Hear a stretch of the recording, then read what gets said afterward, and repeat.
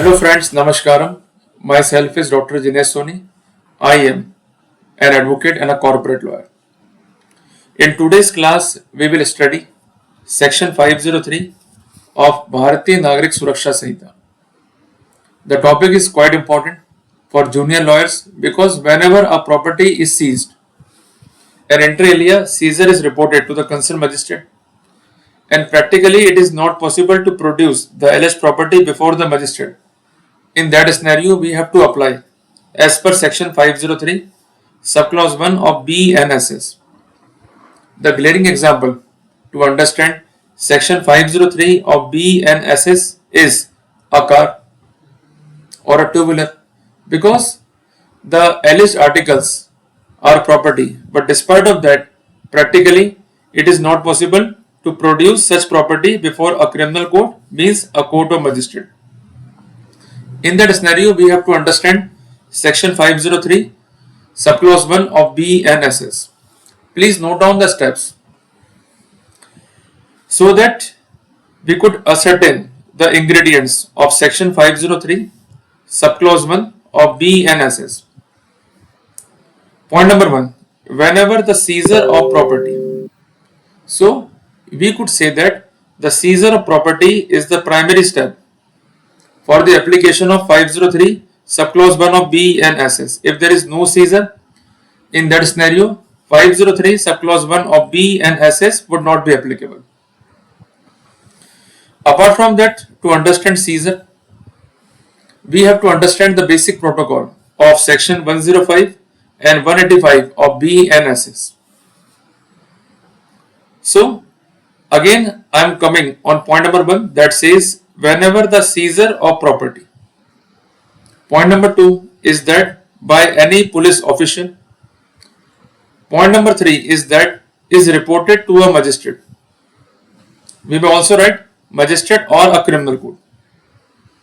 Point number 4 is that under the provision of BNSS. Point number 5 is that and such property is not produced before a criminal court or magistrate. So whenever there is practically impossibility regarding the production of property before a magistrate or a criminal court, the said protocol would be applicable. Point number 6, during an inquiry or trial. And point number 7 is the final conclusion that says the magistrate may make such order. So it purely depends upon the discretion of the magistrate to pass order as per the protocol of section 503 subclause 1 of BNSS. But the discretion has to be applied as per the sound principles of criminal jurisprudence and BNSS. The magistrate may make such order as thinks fit regarding the disposal of such property, means the property is to be disposed of, or regarding the delivery of such property to such person entitled to the possession thereof.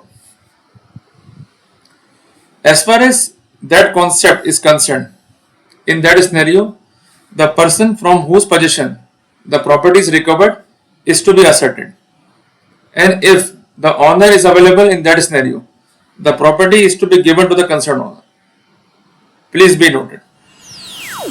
Or if such person cannot be ascertained, means the owner or the person from whose possession the article is recovered could not be ascertained. In that scenario, the order could be made regarding the custody and production of such property.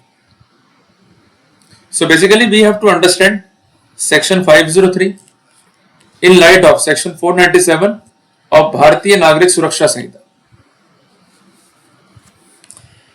Clause number 2 says that if the person so entitled is known, means the person could be ascertained, the magistrate may order the property to be delivered to him on such conditions, if any, as magistrate thinks fit.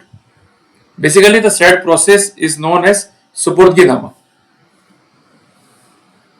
If such person is unknown, in that scenario, the magistrate may detain it, means detain the property, and shall, in such a case, issue a proclamation specifying the article of which such property consists, and requiring any person who may have a claim thereto to appear before him and establish his claim within 6 months from the date of such proclamation.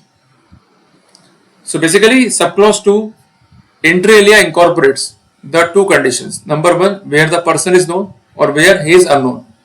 If he is known, in that scenario, the property could be released or delivered to him on such condition as magistrate thinks fit.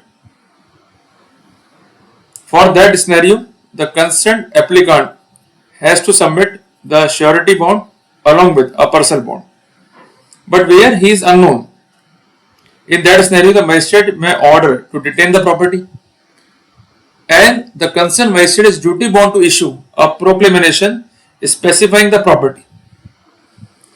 And in the said proclamation, there is a requirement that if any person is having a claim to said property, he may appear before the court and establish his claim.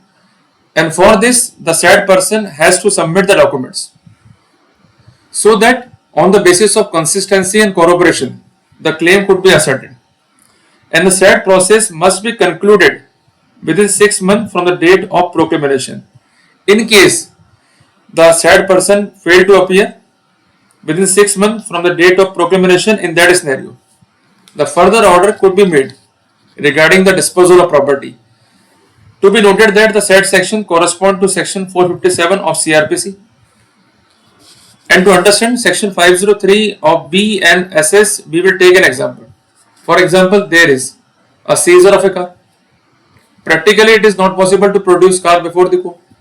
In that scenario, the concerned court has to see the compliances of section 497 of BNSS. Simply, while disposing the car on Supurdgi-Nama, the court may direct the concerned police as well as applicant, number 1, to take photograph, number 2, to maintain the videography, number 3, to submit the consent document before the court, and number 4, to execute the personal bond with surety bond, so that the safety of the concerned property could also be ascertained if trial or other proceedings are pending as per the protocol of BNSS.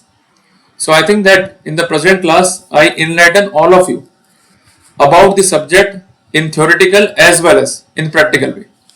If you are having any query, you may simply ask by mentioning it in the comment box.